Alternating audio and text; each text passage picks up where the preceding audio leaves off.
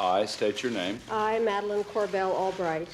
Do solemnly When swear. Madeleine Albright was nominated by President Bill Clinton to serve as America's top diplomat in 1996, she became the highest-ranking woman in the history of the U.S. government. In her 4 years in the position, she led a U.S. response to the war in the Balkans and faced a nuclear-armed North Korea and rising extremism in the Middle East. She died Wednesday surrounded by her family after a battle with cancer. Tributes poured in from around the world for the woman known simply as Madam Secretary. She was a trailblazer and a luminary, and she was the first woman to serve as Secretary of State.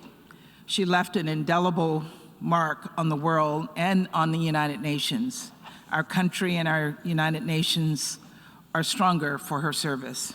Albright's life was shaped by the worst of humanity. Born in Prague, Czechoslovakia in 1937, her family fled after the Nazis occupied the country in 1939. She later discovered that she had lost 3 grandparents to the Holocaust. They got my grandmother to bring me into Prague, and everybody just had one suitcase, and they got on a train to get out.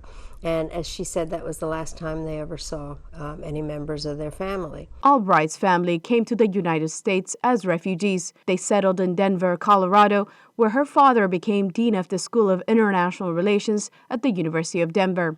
A star student, Albright went on to study at Wellesley College before moving on to graduate school at Columbia University, where she met Zbigniew Brzezinski, who became National Security Advisor under President Jimmy Carter and brought Albright to work in the White House. Under Clinton, she served first as the U.S. Ambassador to the United Nations before becoming Secretary of State. Albright said perhaps her greatest challenge during this time was the war in Kosovo, which threatened to engulf the entire region in 1998.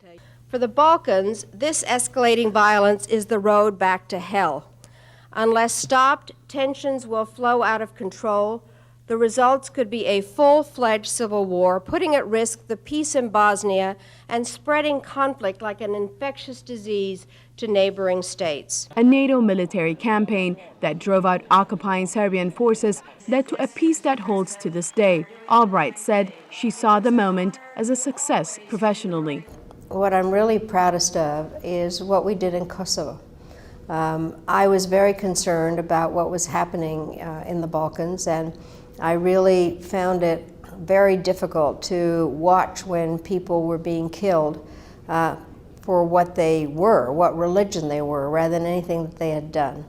And to be in a position to have something to do with the United States making a difference there is what I think was very, very important. And the people of Kosovo, now it's an independent country, and there's a whole generation of little girls whose first name is Madeleine. Her diplomacy took her around the world, seeing the AIDS crisis in Africa and meeting face-to-face with Kim Jong-il in North Korea. President Joe Biden remembered her as a tireless fighter for refugees fleeing danger and for American values. In a statement after her death, Biden said America had no more committed champion of democracy and human rights than Secretary Albright, who knew personally and wrote powerfully of the perils of autocracy. Albright spoke often about her experience as a woman breaking through the glass ceiling. When she first became Secretary of State, some questioned whether she would be respected by male heads of state. Later in life, she encouraged younger women to keep pushing for equality. We can tell our story about how we climbed the ladder, and a lot of you younger women